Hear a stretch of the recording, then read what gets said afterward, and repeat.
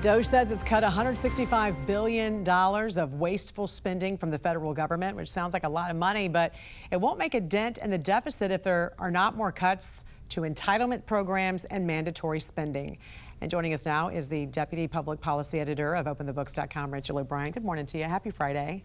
Morning. Social Security, Medicare, and Medicaid right now takes up 60% of the federal budget. So give us some of the numbers on what's considered mandatory spending and also the increased interest payments.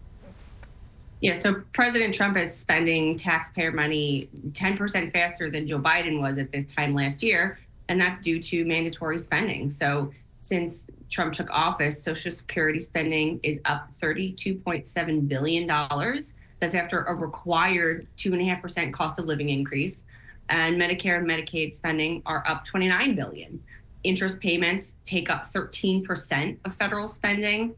And the national debt, of course, will only continue to climb from its current level of $36.7 trillion. So the continuing resolution that Congress passed in March to fund the government, that's forcing the government to borrow an estimated $1.9 trillion. So another 13% of spending goes to defense. Trump says he wants to increase that. And then there are all of these other factors beyond the president's control that have contributed to increased spending. You know, he tried to cut the Agency for International Development, and the Supreme Court has stopped that. And Biden also approved a 2% raise for federal employees before leaving office. So there's a lot of spending here that is considered mandatory. What needs to happen to see some bigger savings?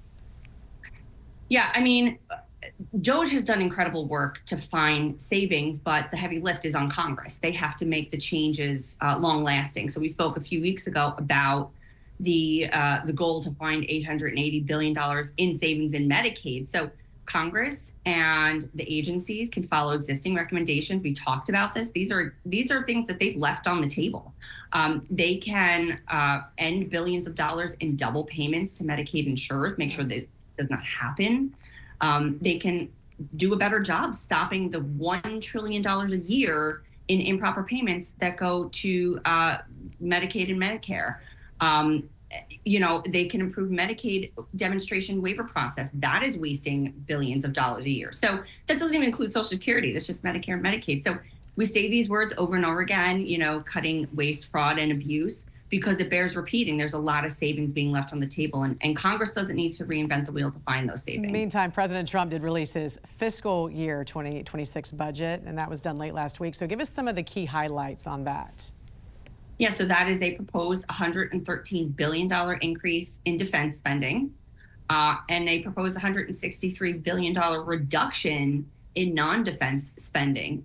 It is a $1.6 trillion budget that's exactly the same as the last two Biden budgets. So we're talking about these cuts. We're talking about the DOGE savings that they're finding, and it's still the same as the last two Biden budgets because of this mandatory spending. So, you know, as our CEO at Open the Books has said, Congress ought to treat the White House's suggested cuts as a floor, not a ceiling, because we're still where we were the last 2 years. All right, Deputy Public Policy Editor of OpenTheBooks.com, Rachel O'Brien. Thanks for joining us. Have a great weekend. You too. Thanks for having me.